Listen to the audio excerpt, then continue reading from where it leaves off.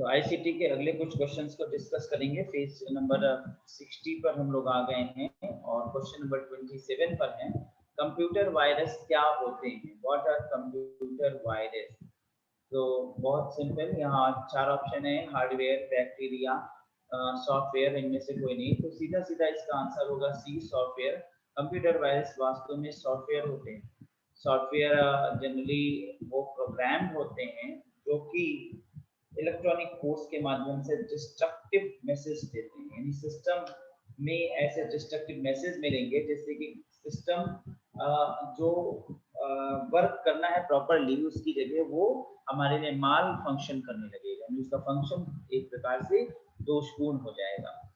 तो अब ऐसा जानबूझ के भी किया जाता है ताकि एंटीवायरसेस बिके, और कभी कभी गलती से भी हो जाता है, लेकिन गलतियां यहाँ कम और जानबूझ पे ज्यादा किया जाने वाला ये देखा जाता है।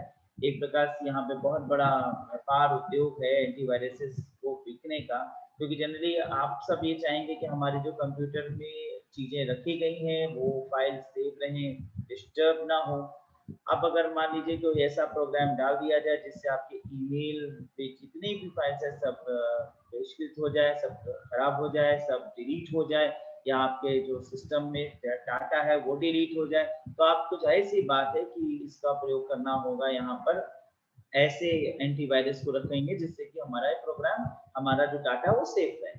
तो एंटीवायरसेस खरीदेंगे। सिस्टम लेते ही समय आपको सिस्टम बेचने वाला दुकानदार, शॉपकीपर ही कहता है भैया ये एंटीवायरसेस डाल दे रहे हैं, ये 3 महीने बाद एक्सपायर हो जाएगा, आपको 3 महीने बाद फिर एक एंटीवायरसेस डालना होगा। जाहिर सी बात है, व्यापार बना हुआ है, आप इस भय से उसको एक एंटीवायरस डलवाते रहेंगे और फिर प्रोटेक्शन लेते रहेंगे।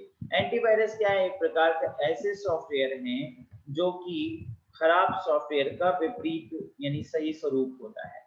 तो जैसे मान लीजिए कि किसी प्रोग्राम को हम बना रहे हैं, तो अगर हमने एक प्रोग्राम बनाया, जैसे हमने एक प्रोग्राम बनाया कि 10 let a 10 let a is equals to 10 to 20 let b is equals to a, और 30 let c is equals to a strict b यानी a into b। ठीक है, तो और उसके बाद हमने कॉपी कर दिया दैट इज प्रिंट c, जैसे विदाउट प्रोग्राम ने किया था, और कॉपी हमने कर दिया एंड। जैसे ही हमने रन किया 2 into 3 यानी कि 6 आंसर आ जाएगा। जैसे ही हम रन करेंगे, रन क्लिक किया और एंटर किया तो 2 into 3 6 आंसर आ जाएगा। लेकिन ये हो गया हमारा एक क्लियर प्रोग्राम। लेकिन मान लीजिए कि एक ऐसा सॉफ्टवेयर डाल दिया गया जिसमें प्रोग्राम कर दिया गया है कि जहां भी एस्ट्रिक्ट है वहां माइनस कर दिया जाए। अब जहां एस्ट्रिक्ट है वहां माइनस कर दिया जाए, ठीक है। तो एक प्रोग्रामर ने अलग से प्रोग्राम डाल दिया कि एस्ट्रिक्ट की जगह माइनस लगा दिया। तो जैसे ही आपने रन किया, एस्ट्रिक्ट से माइनस यानी 2 - 3 तो -1 हो जाएगा। मान लीजिए आपके बैंक अकाउंट में 2000 और 3000 रुपए दो बैंक अकाउंट में रखे हैं और आप उसी हिसाब से कंप्यूट करते हो उसको, तो वो 2 into 3 करेगा। लेकिन 2 into 3 करने के बजाय वो माइनस कर देगा तो -1000 दिखाएगा, तो आपका तो पूरा बैंक बैलेंस करवाया जाएगा। इसी तरीके से कोई सैटेलाइट छोड़ा जाना है और उस सिस्टम में ऐसे ही हो गया, तो 2 into 3 की जगह वो 2 - 3 कर देगा, तो वो उल्टा वही ब्लास्ट कर जाएगा, मशीन घूम जाएगी। बहुत कुछ बड़ा बड़ा कार्य नुकसानदायक हो सकता है। इसलिए एक सॉफ्टवेयर एंटीवायरस डालना होगा जिसमें लिखा होगा कि जहां पर भी माइनस दिखे उसे एस्ट्रिक्ट कर दो। तो अगर वो एस्ट्रिक्ट को माइनस में करेगा तो माइनस को फिर एस्ट्रिक्ट में कर देगा, तो वापस फिर हमारा आंसर 6 आने लगेगा। इस प्रकार से वायरस और एंटीवायरस बनाए जाते हैं। तो वायरस जनरली डेवलप किए जाते हैं एंटीवायरसेस के बिकने के पॉइंट ऑफ व्यू से। ठीक है, तो चलते हैं दूसरे क्वेश्चन की ओर। क्वेश्चन नंबर 28 पे, इनमें से कौन सा एक सही है? तो क्वेश्चन नंबर 28 पे आते हैं, इनमें से कौन सा एक सही है? अब ना यहाँ पर जो क्वेश्चन है वो क्वेश्चन आपका बाइनरी टू डेसिमल, और यहाँ पर डेसिमल टू बाइनरी चेक करना है। तो मैंने आपको लास्ट जब क्लास पढ़ाया था तो बाइनरी टू डेसिमल बताया था, ठीक है ना। यहाँ पर अब डेसिमल टू बाइनरी चेक करना है, और अब एक रास्ता तो ये है कि आप यहाँ पर सब का बाइनरी उठा के चेक करें, और कुछ तो बाइनरी नहीं, कुछ ऑक्टल और कुछ हेक्साडेसिमल भी दिखा रहा है, तो ये तो बहुत टिपिकल हो जाएगा। तो सीधा सीधा है कि हम डेसिमल को बाइनरी में कन्वर्ट करना समझ ले तो हमारा काम हो जाएगा। तो हम सीधा सीधा यहाँ पर 17 के डेसिमल को ले और बाइनरी में कन्वर्जन करें। तो चलते हैं सीधा सीधा इसका कन्वर्जन करते हैं।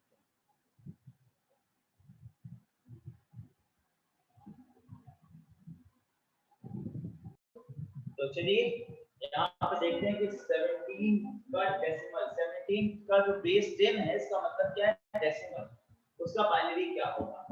तो जैसे मैंने पहले बताया था वैसे ही आप यहाँ पर दो लाइनें ऐसे खींच लीजिए, बीच में संख्या को रख दीजिए और 2 से भाग देंगे, तो 2 8 टाइम्स जाएगा और बचेगा होगा 16 और बचेगा 1।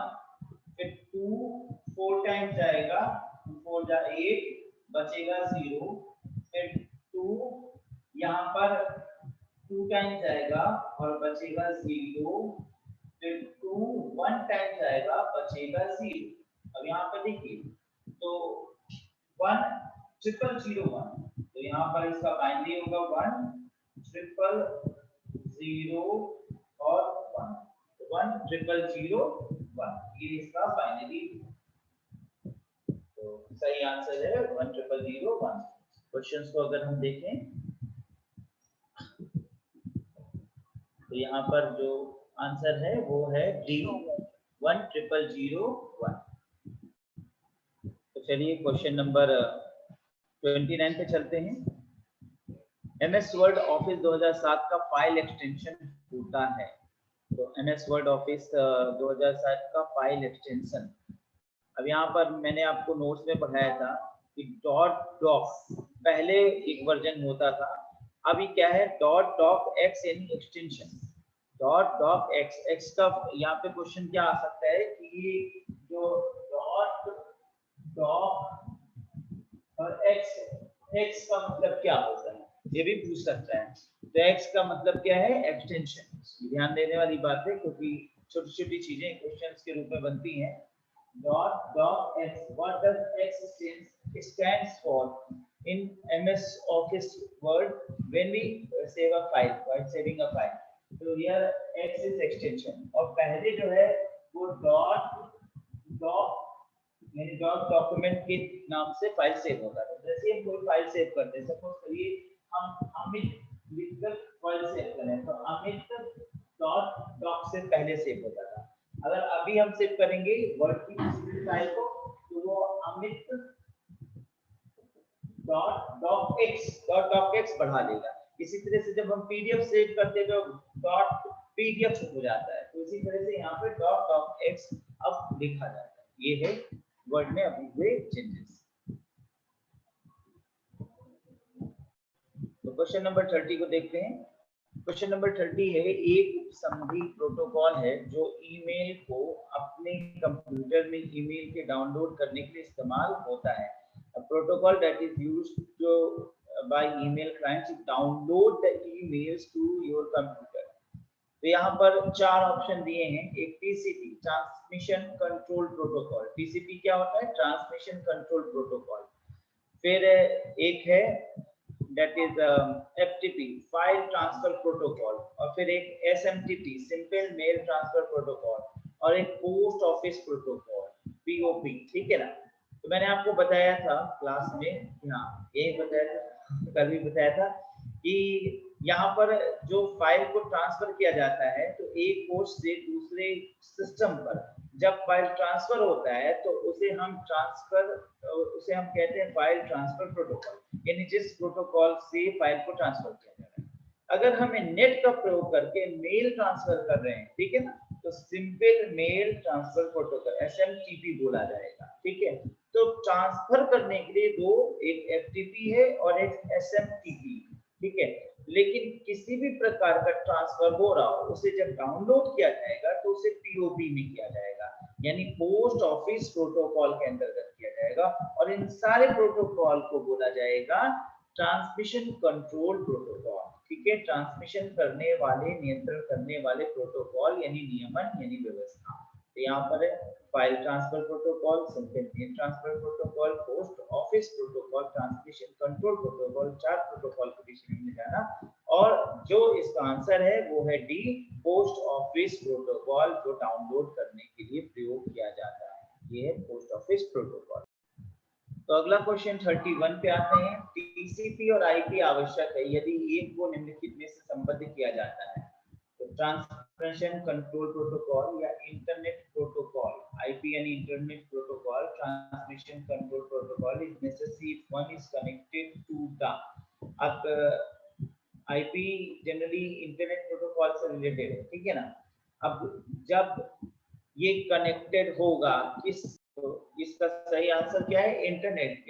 इंटरनेट से तो भाई इंटरनेट प्रोटोकॉल, ठीक है। तो इंटरनेट प्रोटोकॉल तभी काम करेगा जब इंटरनेट को ट्रांसमिशन करा जा रहा है। ट्रांसमिशन नियंत्रण के प्रोटोकॉल डाउनलोड चीज है वो नेट के थ्रू होगा, ठीक है ना। तभी हो पाएगा जब इंटरनेट होगा। तो सबसे इंपॉर्टेंट यहाँ पर है इंटरनेट का होना, तो इंटरनेट इसका सबसे बेस्ट आंसर होगा। क्लियर।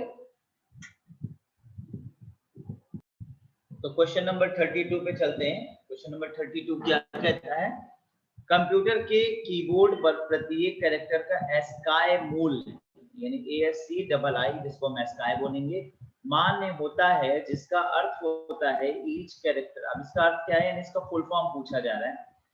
तो American stock code for information interchange, तो पहला है अमेरिकन स्टॉक, अब stock code for information interchange. दूसरा है बी है American standard code for information interchange. तीसरा American standard code for information interchange, African standard code for information interchange, और D है adaptable standard code for information interchange. तो इसका answer है American standard code for information interchange.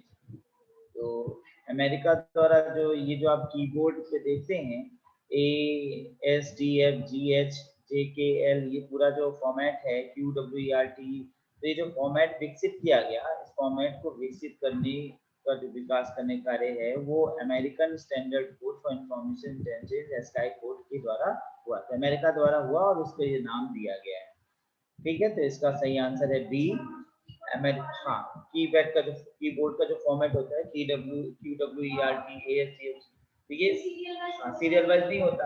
अब ये serial wise नहीं होता, इसको इस तरीके से क्यों सजाया गया, ये अमेरिका द्वारा इस कोड का विकास करके इसको बनाया गया। ठीक है, इसमें बाइनरी के कैलकुलेशंस के दृष्टिकोण से ऐसा किया गया है। ठीक है, तो ये मैंने अभी आपको टोटल मिलाकर के 27, 28, 29, 30, 31, 32 यानी टोटल 6 क्वेश्चंस कराए। आईसीटी पे 6 क्वेश्चन सभी कराए।